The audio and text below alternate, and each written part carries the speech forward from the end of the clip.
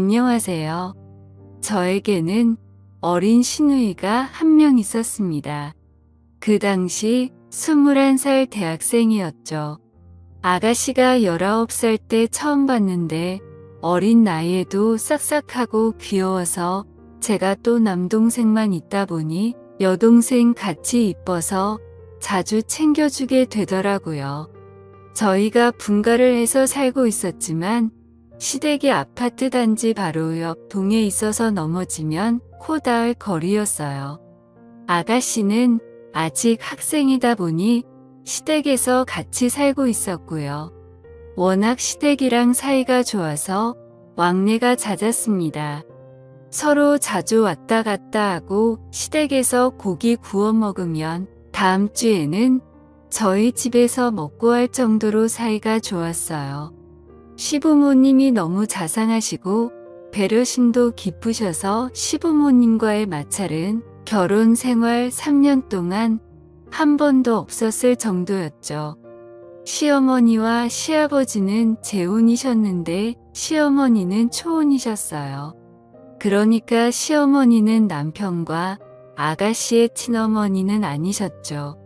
아버님과 20살이나 차이가 나셔서 저희들과 나이 차이가 많지 않으셨지만 사려 깊으시고 따뜻하셔서 제가 참 좋아했습니다. 그래서 저 퇴근하고 나면 불러서 밥도 같이 먹고 선물도 사주고 그렇게 잘 지내왔는데 아가씨가 대학생이 된 이후로 예전에는 안 하던 행동을 하고 그러는 것 같더군요. 제가 직장 다녀서 퇴근하고 집에 오면 저녁 7시쯤 됐어요. 신랑 퇴근은 더 늦었고요. 그래서 아침부터 저녁 7시까지 저희 집은 빈집이었죠. 저희 집 현관문 비밀번호는 원래 시어머님만 알고 계셨는데 어느 날 아가씨가 저희 집에서 저랑 밥을 먹고 나서 얼두고 갔다고 시어머님한테 저희 집 비밀번호를 물어봤었나 봐요. 그래서 아가씨도 저희 집 비밀번호를 알고 있었습니다. 제가 예쁜 속옷이 좀 많은 편이에요. 관심도 많고요. 그런데 언제부터인가 자꾸 제가 사놓은 새 속옷들이 없어지는 거예요. 한두 개씩 처음에는 제가 둔 곳을 착각했나 했는데 아무리 생각해도 이상하더라고요. 멀쩡히 있던 속옷이 아침에 오늘은 새 속옷 입어야겠다 생각하고 찾으면 없더라고요. 어느 날에는 제 것이 아닌 립스틱이 제 화장대 위에 있어서 이게 누구 거지 하고 신랑한테 물어봤더니 신랑이 말을 더듬으면서 혹시 내 동생 거 아냐? 하면서 자기가 동생한테 연락해보겠다고 하더군요.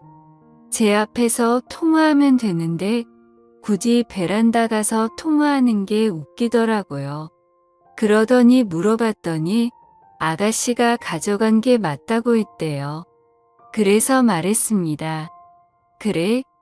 그런데 왜 우리 집 안방 화장대에 그걸 두고 갔대? 아가씨 안방까지 들어와? 라고 하니 글쎄 그게 왜 거기 있지 하길래 좀 이상했습니다. 그날 아가씨가 저희 집에 올 이유가 없었고 저한테 연락도 없었으니까요. 그때부터 좀 의심이 가는 거예요. 아가씨랑 저랑 가슴 사이즈도 같고 비슷한 체형이라서요. 그래서 말인데 범인 아가씨인 것 같아. 그래 확실해. 어머님이 아가씨한테 우리 집 비밀번호를 알려줬다고 하셨었거든. 그게 마음에 걸려 저번에 올 일도 없는데 우리 집에 화장품을 두고 간 것도 그렇고 제가 이렇게 말하니 남편이 에이 설마 누가 남의 속옷을 가져가 이렇게 말하는데 제가 넣어둔 속옷이 없어진다는 게 아무리 생각해도 이해가 안 되는 거예요. 그래서 그 다음부터는 새로 산 속옷은 아무도 모르게 침대 매트리스 아래에 물건들을 넣을 수 있는 공간이 있는데 그곳에 넣어버렸습니다. 이제는 아무도 내 속옷 안 가져가겠지 생각을 했죠. 그런데 그 후로는 새 속옷이 아니라 제가 빨아놓은 속옷이 없어지는 거예요. 아침 출근하기 전에 빨래 널어놓고 가서 분명히 기억하는데 말이죠. 제가 여동생도 없고 없어질 이유는 아무리 생각해봐도 없는데 아가씨가 성인이 된 이후로 한두 개씩 없어지기 시작한 거 보면 아가씨인 것 같은데 심지는 있지만 확신이 없고 또 대놓고 물어보기도 이상한 것 같고 해서 어떻게 해야 할지를 모르겠더군요. 제 친한 친구에게 고민 상담을 하니 아가씨랑 같이 쇼핑 가서 아가씨 속옷 하나 골라서 선물해 주라고 그런 얘기하면 서로 껄끄러워지니 그렇게 해서 눈치 한번 줘보라고 하더라고요. 그래서 아가씨에게 다른 이야기 없이 다음날 속옷을 여러 개 선물해 줬습니다. 없어진 속옷들이랑 비슷한 디자인으로 10세트나 샀어요. 아가씨 제가 속옷 사러 갔는데 너무 이쁜 게 많아서 아가씨 생각나서 하나 샀어요 하고 선물해 주니 언니 생일도 아닌데 왜 속옷 선물이에요? 잘 입을게요. 고마워요 하면서 해맑게 받더라고요. 이제는 내 속옷 욕심내거나 훔쳐갈 일 없겠지 싶었는데 그 후로도 속옷 도둑의 소행은 멈추지 않았고 결국 저는 남편에게 금요일 저녁 퇴근 후 시댁에 가자고 했어요. 남편은 뭐 그런 일로 시댁까지 가냐고 난감해 하더라고요. 그래서 이건 심각한 거다. 일종의 경고를 할 필요가 있다고 말을 했습니다. 시댁에 가니 마침 아가씨도 안 나가고 집에 있어서 내심 잘 됐다 생각이 들었습니다. 어머님께 이렇게 말했어요. 어머님 세상에 어쩌면 좋아요? 우리 아파트에 변태가 사는 것 같아요. 신랑 속옷은 그대로 있는데 제 것만 한두 개씩 없어지는 거 있죠. 얼마 전엔 빨래 널어놓은 것까지 훔쳐갔더라고요. 아무래도 신고해야겠죠. 무서워 죽겠어요. 아가씨나 어머님 같은 거는 없어진 거 없으세요? 조심하세요 하면서 태연하게 조근조근 얘기했네요. 그랬더니 아가씨가 아주 해맑은 표정으로 어머 언니 진짜 대박이다. 그런 변태 도둑 이야기 나도 들어본 것 같아요 라고 하더군요. 뻔뻔하단 생각이 들었습니다. 어머님이랑 아버님은 언제부터 없어졌냐고 새아가 조심하라고 신고부터 해야 하는 거 아니냐고 하시더라고요. 그러자 아가씨는 아니 엄마 뭘 신고까지 해? 증거 같은 것도 없고 새언니가 직접 변태를 만난 것도 아닌데 하더라고요. 그때 역시 범인은 아가씨였구나. 예전에는 마냥 귀엽고 여동생 같아서 잘 챙겨줬었는데 이런 일을 겪고 나니 얼굴을 마주보기도 좀 그렇더라고요. 화장품이나 향수 같은 걸 가져갔으면 그래도 덜 당황스러웠을 텐데 말이죠. 그로부터 일주일 정도는 아무 일 없이 잘 지냈어요. 그 일 덕분에 제가 퇴근하자마자 속옷을 확인하는 게 일이었거든요. 늘 집에 오면 속옷 하나하나 체크하면서 벗었는데 없어진 것도 없고 위치도 그대로라 이제 아가씨가 그러지 않는구나 생각했어요. 그때 시댁에 가서 말하길 잘했다 생각하고 있었죠. 그런데 그 다음 주말에 저 혼자 아기를 데리고 친정에서 하루 자고 밤늦게 우리 집에 도착했었거든요. 월요일 아침에 출근하려고 보니 화장대 화장품들의 위치가 어딘가 좀 낯설게 정돈되어 있는 거예요. 제가 기억력도 좋은 편에다가 정리도 칼같이 하거든요. 얼핏 보면 그대로인 것 같은데 한두 개 위치가 바뀌어 있더라고요. 좀 이상하다 생각하고 출근 준비를 하는데 느낌이 왠지 쎄한 거예요. 그래서 서랍장이랑 화장대를 잘 살펴보면서 혹시 없어진 게 없나 하고 보는데 서랍에 있던 향수 하나랑 얼마 전에 구입한 섀도우가 없어졌더군요. 이전에도 이런 일도 있고 해서 아가씨가 의심이 됐어요. 아가씨가 가져간 향수는 아가씨 나이대에는 전혀 안 어울리는 향이었는데 그걸 왜 가져갔을까 싶기도 했지만요. 진짜 머리가 하루 종일 아프더군요.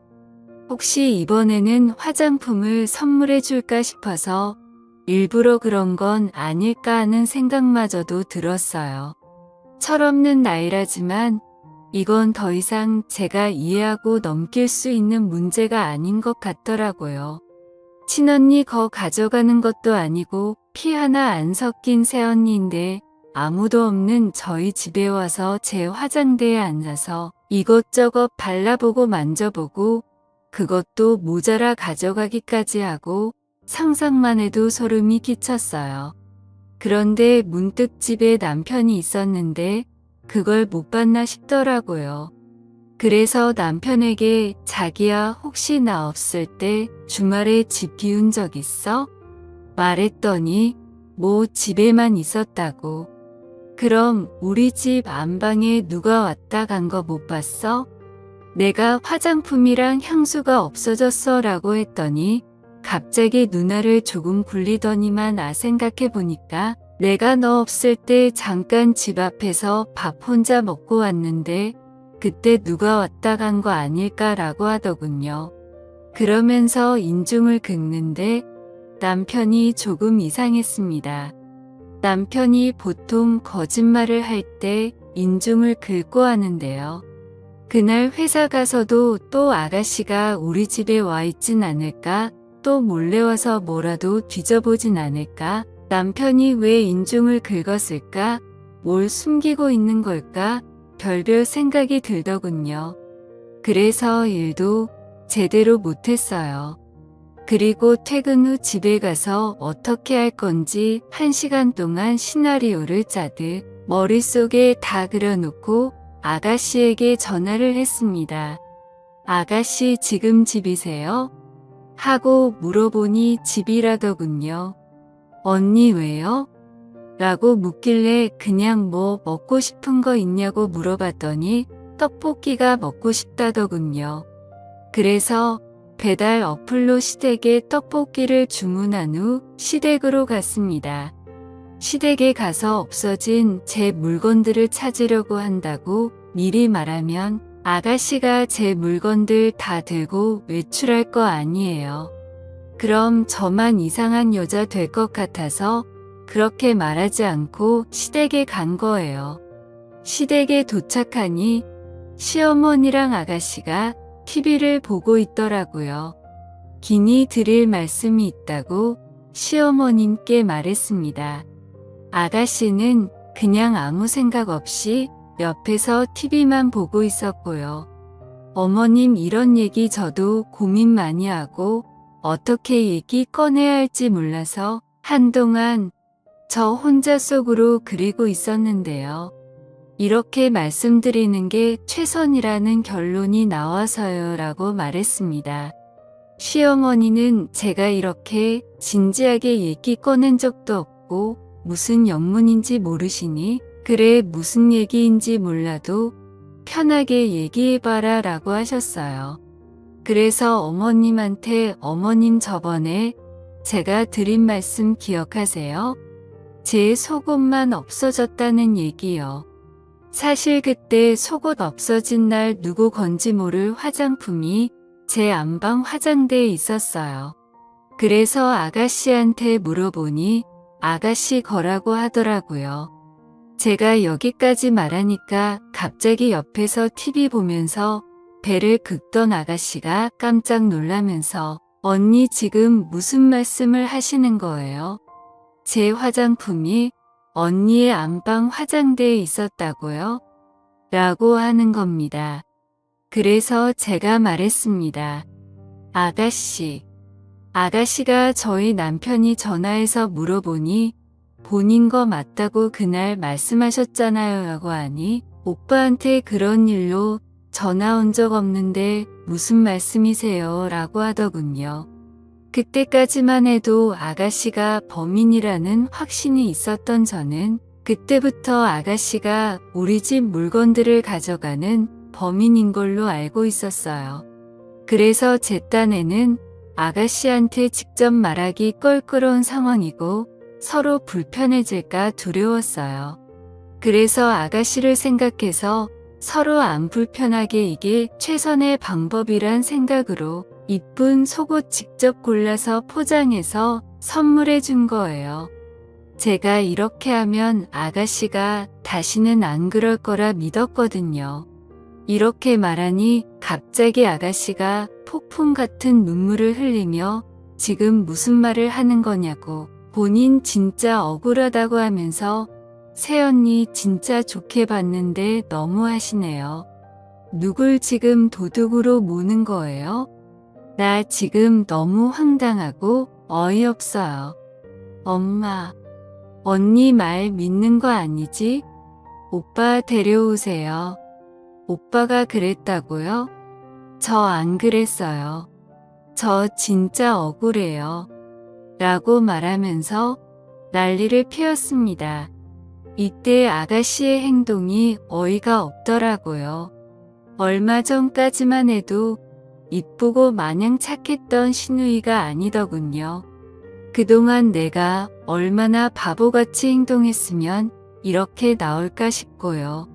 아가씨가 그렇게 말하니 시어머니는 새언니 얘기하고 있는데 무슨 버릇이냐고 가만히 있으라고 말하셨어요. 아가씨, 저는 사실 제가 이렇게 얘기하면 아가씨가 언니 미안하다고 철없는 생각으로 욕심에 서손댄 것 같다고 정말 미안하다고 이렇게 얘기할 줄 알았는데 정말 실망이네요. 아가씨 그렇게 말하시면 저 너무 섭섭해요. 저 나름대로 아가씨 배려한다고 서로 기분 상하지 않게 하려고 얼마나 신경을 썼는데요. 그 말을 듣던 아가씨는 더 큰 소리로 립스틱, 내가 립스틱 바르는 거 봤어? 나 립스틱 안 써. 사본 적도 없고 써본 적도 없어. 나는 이렇게 생긴 틴트만 바른단 말이야. 엄마, 엄마도 알잖아. 나 립스틱 안 바르는 거. 라고 말했고 그 말을 듣던 시어머님도 그래. 네가 립스틱을 바르는 거 나도 본 적이 없는데. 라고 남편에게 따져 물었어요.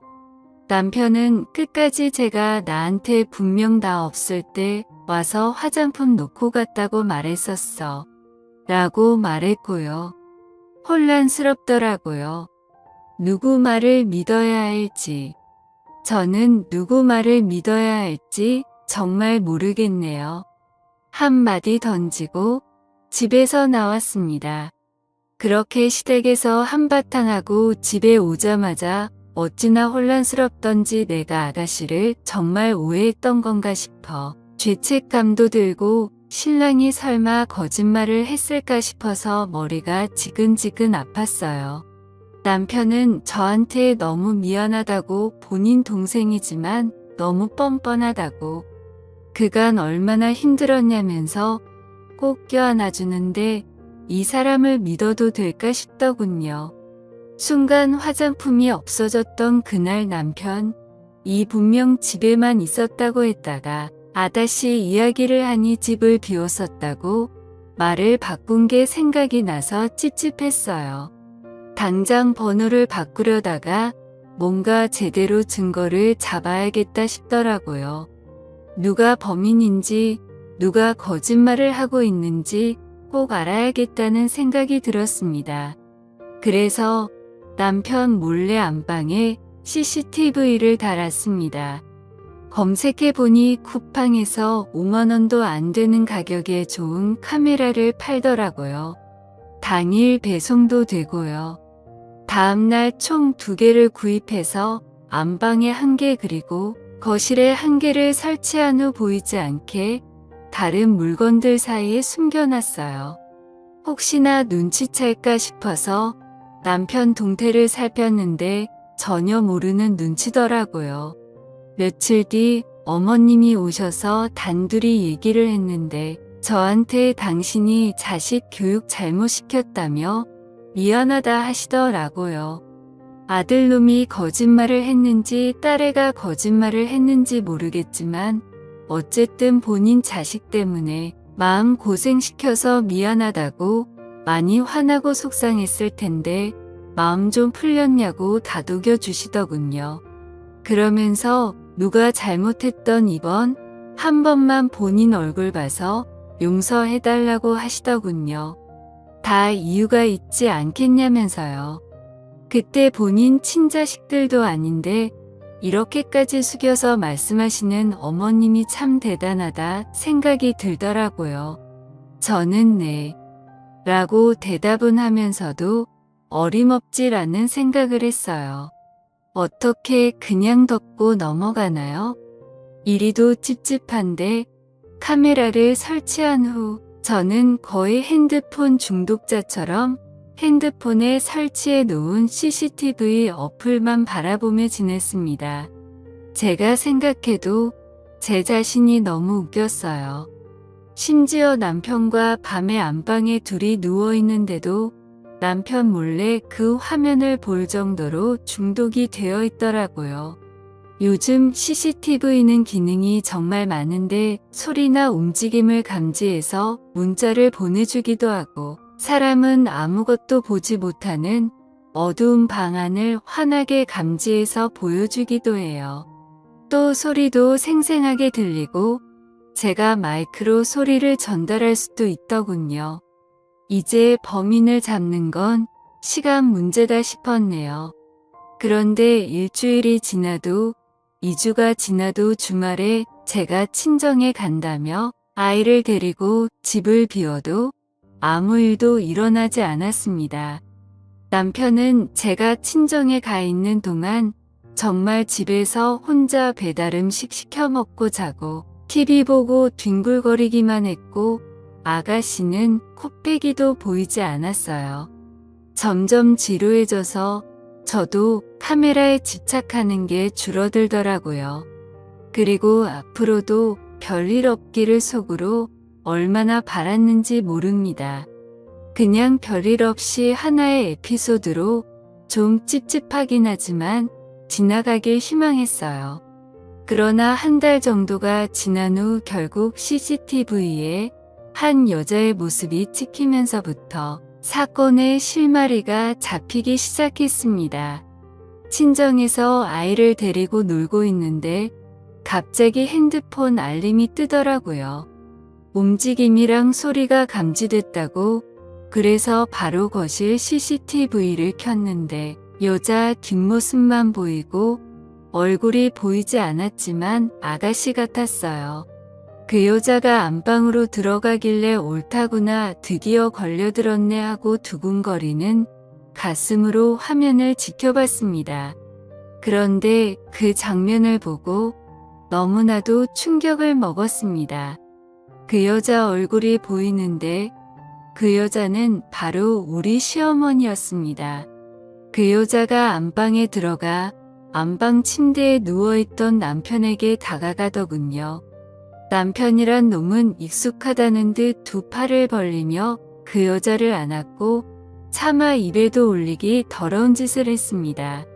정말 꿈을 꾸는 줄 알았어요.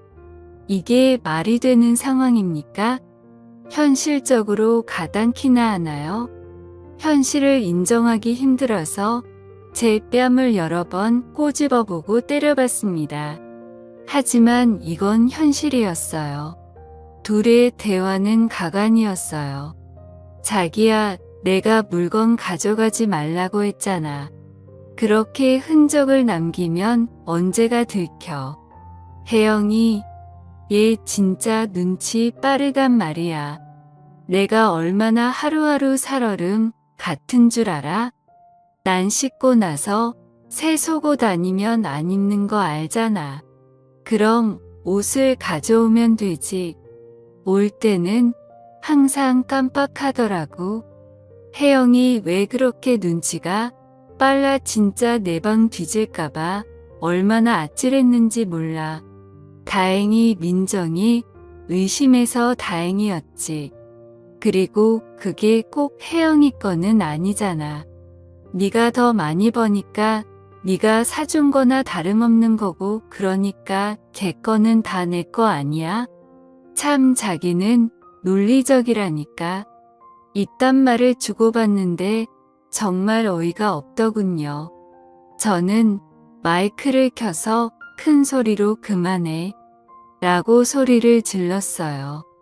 어디선가 제 목소리가 나오는 걸 들었던지 그 두 인간 놀라서는 주변을 두리번거리면서 바라보는데 진짜 우습더군요. 그리고 아가씨에게 방금 내가 본 장면 녹화한 일부를 카톡으로 보냈습니다. 아가씨 난리가 났더군요. 바로 언니네 집으로 갈게요. 언니도 오세요. 라고 하더니 아가씨보다 더 빨리 집에 달려갔습니다. 그러나 이미 우리가 도착했을 때는 집에 아무도 없었어요. 남편 놈한테 전화를 했어요. 어디냐고 당장 나오라고 그랬더니 카메라 설치한 거 다 확인했다고 말했습니다. 그러자 오히려 뻔뻔하게 그렇게 사람 의심해서 카메라까지 설치하니까 좋냐고 하면서 당신 그게 불법인 거 아냐면서 당당하게 소리를 지르더군요. 내 집에 내가 설치한 게 왜 불법이냐, 자꾸 도둑이 들어서 설치한 거니? 문제없고 어머님이라고 불렀던 그 더러운 인간은 주거 침입으로 고소하고 너네 둘 다 상간소송으로 위자료 제대로 뜯어낼 거라고 피해 보상까지 각오하라고 했습니다. 옆에 있던 아가씨도 열받아서 오빠가 어떻게 나를 도둑으로까지 만들면서까지 이런 짓을 할 수 있어? 아줌마 내가 가만 안 둘 거라고 소리를 쳤고요. 그리고 신우가 바로 아버님께 전화해서 모든 상황을 알리니 도저히 믿지를 못하시더라고요. 그래서 아버님께도 제가 직접 카톡으로 영상 보내드렸습니다. 그 후 아버님 쓰러지시고 집안이 정말 풍비박산이 났네요. 이제 소송을 시작해야 하고 뭔가를 해야 하는데 진짜 이게 현실로 받아들여지지 않아서 너무 힘이 듭니다. 앞으로 어떻게 해야 할지 모르겠네요. 조언 부탁드립니다. 감사합니다.